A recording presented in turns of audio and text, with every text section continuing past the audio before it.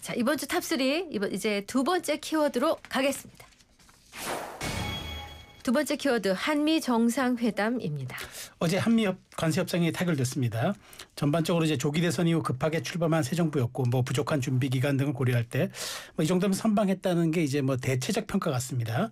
일단 두 분의 총평 짧게 듣겠는데 먼저 그 야당에서는 차라리 한덕수가 있더라면 이보다 좀 더 낫지 않았겠냐 이런 얘기들도 나오는 것 같아요. 근데 일단 가정은 큰 의미가 없고요. 네. 시장의 평가는 그리 좋지 않습니다. 시장의 평가는 오늘 주식시장이 일제히 하락하고 있고 네. 무엇보다 환율이 1,400원을 돌파했거든요. 그런데 이재명 대통령이 작년에 딱 1년 전에 무슨 말씀을 하셨냐면 그때 윤석열 정부 때 원화 달러 환율 1,400원 돌파하자 네. 이거는 국가 경제 위기다라고 네. 말씀하셨어요.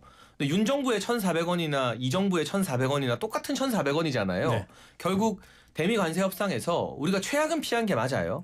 그렇지만 경제 규모와 GDP 외환 보유고 등을 비교해 봤을 때 일본보다 우리가 GDP 대비 2배에서 3배 이상의 투자 약정을 맺은 셈이고 네. EU에 비교하면 GDP 대비 3배 이상의 투자 약정금을 미국에게 사인해 준 셈입니다. 네. 그리고 자동차 관세 같은 경우가 사실 초미의 관심사였는데 우리가 FTA 때문에 일본과 유럽 대비 2.5% 이득을 보고 있었는데 이제 똑같이 15가 됐거든요. 이거는 동률이 된 게 아니라 그 김용범 정책실장도 어제 브리핑에서 인정한 것처럼 사실은 2.5% 손해를 보게 된 거예요. 기존보다는. 그러면 현대기아가 이제 미국에서 차 파는데 그만큼의 부담이 더 늘어났기 때문에 제가 분명하게 최악은 피했다고 말씀드리겠어요. 근데 이게 민주당이 말하는 것처럼 자화자찬할 정도는 아니다. 무엇보다 가장 냉정한 환율과 주식시장에 이 참여하는 투자자들이 이걸 말해주고 있다고 말씀드리고 싶습니다. 총평 짧게 듣겠습니다. 그러니까 그 트럼프 대통령한테 할 말을 자꾸 이재명 대통령이나 이재명 정부한테 하는 것 같아 보여서 조금 불편하기도 한데요. 그러니까 트럼프 대통령이 이렇게 합리적으로 또 국제 관행 관례 그리고 또 외교 조약이나 이런 것들을 중시하면서 지금 협상을 한다고 하면 일정 부분 성립될 수 있는 얘기들이에요. 근데 트럼프라는 사람은 우리가 제대로 해석할 수 있습니까? 솔직히 저는 잘 안 되거든요. 약탈적이다 이런 평가까지 받아요. 우린 더군다나 한미 FTA를 맺었던 국가예요. 그런데 우리나라가 만약에 한미 FTA 이 조약 마음에 안 든다고 해가지고 미국한테 그렇게 행동하면은 미국이 뭐라고 하겠습니까? 얼마나 국제사회에서 시끄럽겠어요. 미국은 한단 말이에요. 근데 지금 자동차 협상도 말씀하셨던 것처럼 트럼프 대통령한테 우리가 계속 요구했다는 거 아닙니까? 네. 우린 어쨌든 한미 FTA를 맺고 있는데 왜 다른 나라 2.5% 똑같이 적용하는 것처럼 다 15% 똑같이 만들어 놓냐 얘기를 했는데 안 들었다잖아요. 네.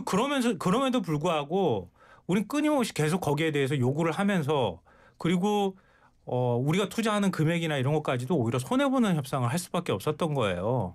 이거는 일반적인 어떤 이후에 있는 정상이나 이런 사람들하고 비교할 수 없는 상대이기 때문에 나오는 거고요. 네. 그리고 한덕수 전 국무총리 전 대통령 권한대행 얘기 끌어들이는 건 진짜 매우 부적절하다고 생각합니다. 그때 관세 협상할 때는 대선 출마를 위해서 관세 협상하는 거나 다름이 없었던 거예요. 관세 협상을 자기 성과로 치적으로 만들어서 대선 출마하겠다고 하는 의심을 받았던 거 아닙니까? 근데 당시 대선 출마할까 말까 고민하다가 실제로 나왔잖아요. 저는 알겠습니다. 한덕수 전 국무총리는 구속영장이 청구될 가능성도 높다고 보고요. 차라리 그거 대비하시라는 말씀 드리고 싶어요. 알겠습니다. 네. 오늘 홍준표 전 시장이 재밌는 글을 하나 올렸어요. 지난 2011년 한미협상 FTA 때 그때 FTA 협상 때 본인이 당대표였는데 그때는 이제 비준환 철이 여당 대표였어요. 그 관세 0%였는데 그때는 이제 이게 소고기 들어오고 그러면 내가 청산가리 먹겠다던 그 개념 연예인들 다 어디로 갔냐. 근데 지금은 15%로 했는데도 자화자찬하고 있다면서 좀 비꼬 왔는데 이 부분 어떻게 보세요? 근데 결국 역사가 평가하는 건데 한미 FTA가 얼마나 잘된 우리에게 이득인 조약이었는지 이번에 트럼프 대통령과의 관세 협약을 보면서 명백하게 드러났잖아요. 이 초석을 깐 이명박 정부도 박수 받아야 되는 거고 네. 또 정권이 바뀌었는데 이걸 틀지 않고 그대로 인준한 노무현 전 대통령도 저는 굉장히 용감했다. 노무현 정부 때 시작해서 이명박 때문에 넘어왔죠. 순서가 바뀌었습니다. 네. 노무현 정부부터 시작해서 이명박 정부까지 이 한미 관계를 중시하면서 자유무역 체계를 만든 분들의 어떤 성과나 용기를 인정할 때가 됐다. 그리고 그 당시에 사실 민주당이나 소위 말하는 진보 진영에서 한미 FTA를 많이 비판을 했었잖아요. 근데 그거는 이제 지금 생각하면 상당히 머쓱한 네. 일이 됐고 또 광우병 씨 이야기를 안 할 수가 없는데 네. 이번에 30개월령 이상 소수입은 따로 협상 대상에서 빠졌지만 네, 그렇죠. 우리나라가 미국서 수입하는 전 세계 1등 국가라는 거예요. 그게 김영범 실장 브리핑. 근데 이분이 진짜 브리핑 잘하더라고요. 저는 이 고위 공직자 중에 이렇게 브리핑 잘하는 사람 오랜만에 봤는데 아무튼 그 카드로 우리가 30개월 수입을 빠져나갈 수 있었다. 근데 그러면 지금 전 세계에서 미국서 제일 많이 먹는 국가가 우리나라인데 8% 수입한다고 그러더라고요. 그 광우병 씨 했던 분들도 다 맛있게 드시고 계실 거잖아요. 그러니까 약간 그런 부분에서 진보 진영이 너무 근시안적으로 뭔가 자꾸 반대하고 옛날에 과격하게 했던 걸 홍준표 시장이 또 본인의 위트대로 잘 꼬집었다고 봐야겠죠. 알겠습니다. 네. 자, 관세 협상 과정에서 상당히 말을 아꼈던 이 대통령이 협상 타결 이후에 이런 말을 했습니다. 제가 이빨이 흔들려 말을 안 해서 그렇지 가만히 있으면 진짜 가만히 있는 가만히인 줄 알고 제가 말을 하면 협상에 악영향을 주니까 말을 안 한 거예요. 이런 발언이었습니다. 이건 노무현 전 대통령이 잘 사용하던 유머 같은데요. 소탈함을 넘어서 조금 뭐 격의 문제가 있는 것 아니냐는 얘기도 있는 것 그건 같아요. 아닌 것 같고 거기까지는 아닌 것 네. 같고요. 좀 서운한 마음도 있었을 거예요. 네. 왜냐하면 이재명 대통령이 주재하는 회의가 없다. 뭐 이런 식으로 이제 비판하는 언론들도 있었거든요. 있었어요. 네. 근데 그런 것들이 아마 본인 스스로는 열심히 24시간 동안 계속 협상 챙기고 또 거기에 대해서 최종 사령관 역할을 했던 거잖아요. 그렇게 하는 과정에서 지금 이까지 다 흔들렸다고 얘기를 하는데 그런 식의 언론 평가가 나오니까 좀 섭섭한 마음이 있었던 것 같아요. 네. 근데 저는 이재명 대통령이 안 나선 건 정말 잘한 일이라고 생각합니다. 왜냐하면 이재명 대통령이 뭔가 챙긴다는 얘기는 대통령이 협상을 진두지휘하고 뭔가의 협상의 카드로 들고 있는 것들이 다 확정되는 것처럼 느껴질 거 아니겠어요. 그리고 국내 여론도 오히려 더 시끄러워질 가능성도 있었어요. 특히 미국 입장에서 그거 봐라 그 회의 때 너네들 그렇게 하지 않았냐 이렇게 얘기할 수 있었단 말이에요. 근데 그런 것들을 가급적 피하고 협상팀이 실무 협상을 할 수 있도록 만들어줬다. 이건 굉장히 중요하고요. 네. 둘째로는 협상 결과에 대해서는 평가들이 조금 엇갈릴 수는 있을 거예요. 저는 일종의 선방했다라고 생각하고요. 앞으로 또 이걸로 그냥 끝날 게 아니라 해야 될 일들이 굉장히 많다고 보거든요. 근데 대통령이 최종 책임자로 거기에 얼굴을 내밀고 나서게 되면 거기에 따른 모든 비난을 대통령이 받을 수밖에 없거든요. 그러니까 마지막 사인하는 단계까지 가고 난 다음에 그다음에 대통령이 나서는 게 맞았다라고 생각합니다. 네. 네. 자, 한미 관세 협상이 타결된 뒤에 이제 트럼프가 자신의 소셜 미디어에다 결과를 공개했습니다. 2주 내 미국에서 정상회담을 하겠다. 한국 새 대통령의 선거 승리를 축하한다고 적었는데 근데 이제 각 진영별로 좀 트럼프 대통령이 이 대통령 당선 축하 발언을 좀 각자 다르게 해석해요. 보수 쪽에서는 트럼프 대통령이 윤석열 대통령 구하려고 뭐 항공모함 보낸다, 뭐 CIA 조사하고 있다 이렇게 얘기하고 있는데 좀 이게 완전히 좀 이제 엇갈리는 해석이에요. 이게 이런 주장을 하는 분들이 보수의 주류는 아니고요. 네. 어디나 극단적인 스피커들은 있으니까. 다만 트럼프 대통령은 비즈니스맨이죠. 그 정체성이 가장 강하잖아요. 이번에 한국 정부로부터 제가 처음 말씀드렸다시피 EU나 일본 대비 미국 입장에선 더 마음에 드는 협상을 관철시킨 거거든요. 그러니까 GDP 대비해서 훨씬 더 투자 금액이 많게 약정이 되었으니까 돈 많이 벌었으니까 기분 좋은 거죠. 그러니까 트럼프 대통령은 철저히 미국 중심주의, 자국의 이익을 위해서 움직이기 때문에 이번에 크게 한탕했다. 기분 좋다. 근데 트럼프 대통령이 기분 좋은 게 우리 입장에서는 좀 속쓰린 거거든요. 우리가 기분 좋아야 되는 건데. 근데 큰 사안이 하나 더 남아 있어요. 방위비 분담금 협상은 별도예요. 정상회담 때 하겠죠. 2주에서 한 달 안에 정상회담이 열리면 그때 아마 안보 문제 나올 거예요. 그러면 저는 이재명 대통령이 아마 중국 전승절 참여하기가 이제 어려워졌다고 보는데 이런 분위기에서 방위비 분담금 협상이라는 파도를 또 어떻게 넘어갈까 좀 지켜볼 걱정되는 대목들이 많이 남은 것 같습니다. 네. 자, 이번 주 탑3 마지막 키워드로 가겠습니다. 네, 세 번째 마지막 키워드 전한길 대회입니다. 자, 국민의힘 전당대회가 아니라 전한길 대회다 이런 이제 언론의 평가들이 나옵니다. 전한길 씨가 당대표 보들 내가 면접 보겠다고 하면서 국민의힘 전당대회를 이제 전한길 씨가 이제 흔들고 있다 이런 우려가 나오는데 오늘 뭐 송원석 그 원내대표도 윤 전 대통령 소환하면 안 된다고까지 얘기를 했습니다. 일단 전한길 씨가 국힘 전당대회를 쥐락펴락한다 그런 말 동의하십니까? 저는 좀 과장된 확대 해석이라고 생각합니다. 그리고 이게 면접이 아니라 여러 보수 방송인들이 나와서 네. 당대표 후보와 대담을 하는 거거든요. 네. 근데 왜 이걸 면접이라 하는지. 네. 그러면 민주당의 수많은 국회의원과 대선 주자들 다 김어준 씨 방송 나가서 김어준 면접 보는 건가요? 네. 그러니까 국민의힘이 이제 민주당 정치인들이 김어준 씨 방송 나가는 걸 많이 비판을 했죠. 그러니까 똑같이 돌려받는 거다라고 하면 할 말이 없지만 거기는 문제가 없는데 여기만 문제인 것처럼 하면 비판이 좀 과장된 거 아니냐는 말씀을 드릴 수도 있고 네. 저도 개인적으로 누누이 말하지만 저는 부정선거론에 동의를 안 해요. 네.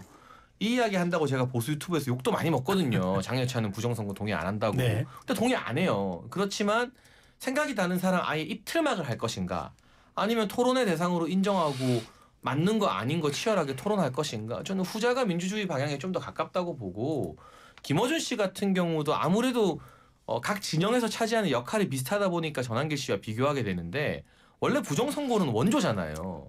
부정선거로 영화까지 만들었던 네. 분이에요. 이재명 대통령도 2017년에 공식적으로 지난 대선 부정선거였다라고 글을 여러 번 올리셨거든요. 네.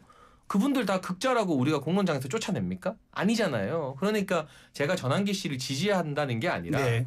영향력에 비해 좀 지금 과잉 포장된 게 있다. 그리고 국민의힘 전대가 결코 전한길 씨의 지지 여부나 이런 걸로 결정되지 않을 것이다. 당원들은 지금처럼 어수선한 상황에서 누가 당을 단합시키고 누가 이재명 정부와 잘 싸울 것인가를 중점에 두고 당대표 후보를 뽑을 거라고 생각합니다. 어떻게 네. 보세요? 장전치고 진짜 말 잘한다는 거 새삼스럽게 오늘 또 느끼는데 갑자기요? 느끼는데요. 근데 비유는 적절하지 않았던 것 같아요. 그러니까 김어준 씨나 뭐 예를 들면 그 민주당하고 가까운 성향에 있는 유튜브 방송하고 지금 전한길 씨가 얘기하는 그 방송은 성격 자체가 완전히 달라요.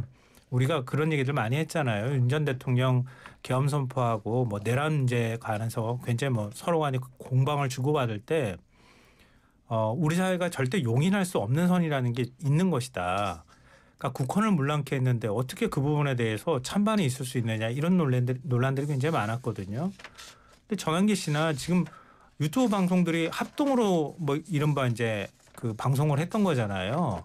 근데 거기 있는 인사들이 계엄을 옹호하고 그리고 그 이후에 탄핵에 반대하고 이랬던 인사들이에요.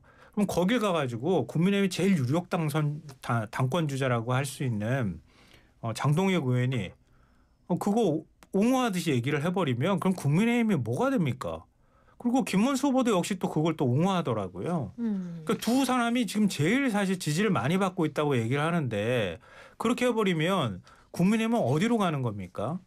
탄핵의 바다를 건너는 걸 넘어서서 뭐 우주로 나가는 건지 아니면은 뭐 산으로 올라가는 건지 도무지 알 수가 없어요. 이렇게까지 선거에서 계속 참패를 했으면 예전식으로 말하면 하는 신용을 해도 해야 될 거 아닙니까? 네. 이렇게 해가지고 어떻게 국민의힘이 바뀐다는 소리를 듣겠어요. 알겠습니다. 네.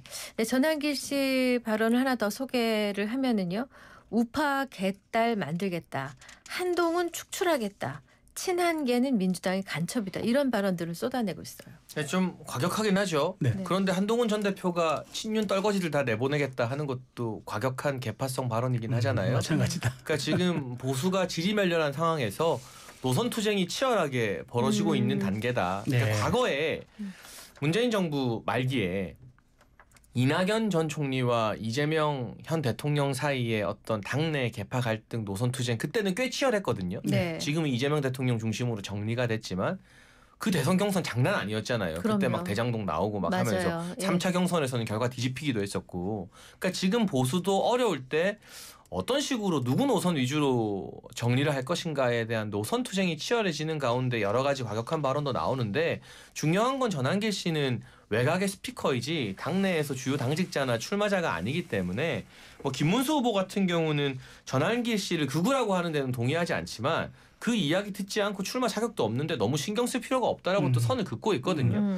그런 부분들 전당대회를 거치면서 일종의 자정작용이 이루어질 거라고 봅니다. 저는. 자, 근데 네. 이제 장동혁 의원이 이제 그 어제 출연하면서 이제 이런 얘기를 했습니다. 난 당대표 되면 윤 전 대통령 면회 가겠다. 얘기했고 그다음에 이제 사실 뭐 이번 면접이 아니라 이거는 유튜브 버전의 관원 토론의 성격이다. 이렇게 얘기하면서 정면 돌파를 하는 것 같은데 어떻게 보셨어요? 윤 전 대통령이 몸이 안 좋아서 걷기도 어렵다고 하잖아요. 네. 접견실 가기도 어려운데 무슨 면회를 갑니까? 그리고 지금 이게 탄핵 찬반 국면도 아니잖아요. 근데 지금 이 시점에서 이 시점에 윤 전 대통령을 면회가는 게 그게 국민의힘의 득이 될까요? 그러지 않아도 지지율이 이렇게 떨어져 가지고 거의 바닥 수준으로 와 있는데 요 지지층만 우리가 꽉 붙들고 가면 그래도 살 수 있다 이런 생각하는 겁니까? 국민의힘은 그러면 앞으로 선거에서 이길 생각이 전혀 없는 거 아닌가 이런 생각이 들고요.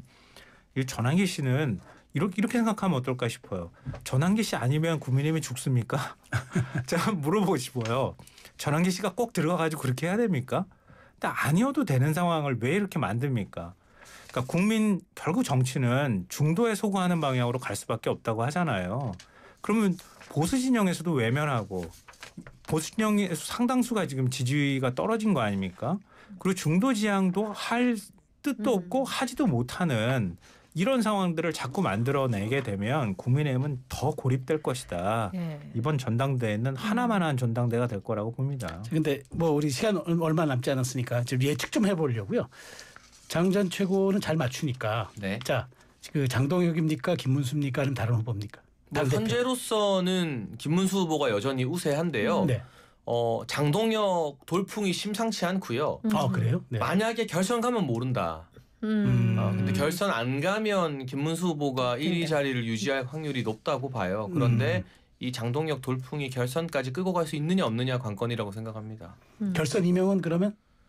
만약에 가면은 김문수 장동혁이 1, 2위 하는 분위기인 것 같아요. 지금은. 네. 어떻게 보세요? 예, 뭐 그 대체적으로 다 이렇게 볼 그러면 겁니다. 이른바 탄핵 찬성파는 한 명도 못 올라간다?